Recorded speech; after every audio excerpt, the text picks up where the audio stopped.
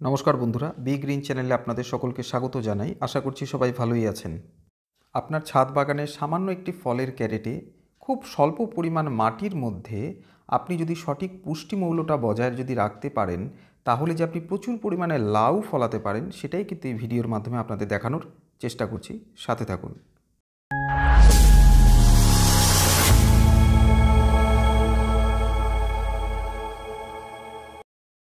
সবার প্রথমে আপনাকে খুব উৎকৃষ্ট মানের একটি মাটি তৈরি করে নিতে হবে। কিন্তু একটা জিনিস মাথায় রাখবেন, আপনি যখন এই মাটিটি তৈরি করবেন ফলের ক্যারেটে গাছ লাগানোর জন্য, আপনাকে অতি অবশ্যই মাটিটা কিন্তু ঝুরঝুরে প্রকৃতির তৈরি করতে হবে, যাতে কোনোভাবেই মাটিতে যেন জল না আটকায়।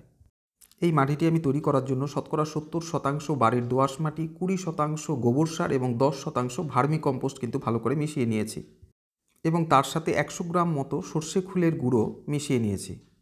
মাটিটি তৈরি করার পরে আমি অন্তত 1 মাস কিছুটা পরিমাণ জলে ভিজিয়ে এটা বস্তাবন্দি করে রেখে দিয়েছিলাম। এখন আবার শুকিয়ে সেই মাটিটি ব্যবহার করছি। লাউ বীজের জার্মিনেশন প্রসেসটিকে কিছুটা ত্বরান্বিত করবার জন্য আমি 24 ঘন্টার জন্য এই বীজগুলোকে জলে ভিজিয়ে রাখছি। দেখুন, জার্মিনেশন প্রসেস কমপ্লিট হওয়ার পরে 10 দিনের মধ্যেই কিন্তু গাছগুলো কিন্তু এরকম সুন্দর করে কিন্তু বাড়তে শুরু করেছে। দেখুন, আমি 4টে বীজে জার্মিনেশন করেছি ঠিকই, কিন্তু একটি ক্যারেটের মধ্যে কখনোই কিন্তু 4টে গাছ রাখা উচিত নয়। এটি 1টি বা 2টি গাছই রাখার চেষ্টা করবেন। গাছগুলো ইতিমধ্যেই কিন্তু কিছুটা পরিমাণে গ্রোথ নিয়ে নিয়েছে। এই গাছের বৃদ্ধিপ্রাপ্ত থেকে ফল হওয়া পর্যন্ত গাছের সঠিক পুষ্টিমৌল কিন্তু আপনাকে অতি অবশ্যই বজায় রাখতে হবে। তার জন্য আপনাকে কিন্তু বেবি ফিডিং, টিনেজ ফিডিং এবং ওল্ড এজ ফিডিং কিন্তু করাতে হবে, যার ভিডিও কিন্তু আমি কিন্তু ইতিমধ্যেই দিয়ে রেখেছি। আপনারা চাইলে কিন্তু দেখে আসতে পারেন।